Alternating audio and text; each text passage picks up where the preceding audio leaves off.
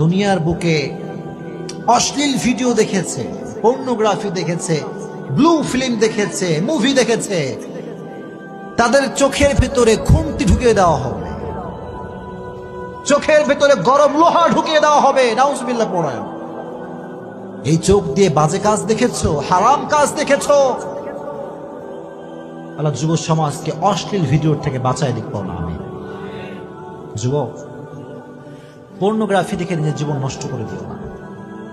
যেই যুবক, যেই মুরব্বী, যেই বোন, যেই মা মোবাইলের ভিতরে অশ্লীল ভিডিও দেখবে, তার ইমানের তাপমাত্রা কমে যাবে।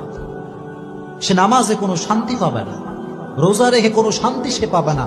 আল্লাহ কসম করে বলছি, নামাজ পড়ে সে কোনো শান্তি পাবে না। চিল্লায় কোন ঠিক কিনা? কোনো শান্তি নাই।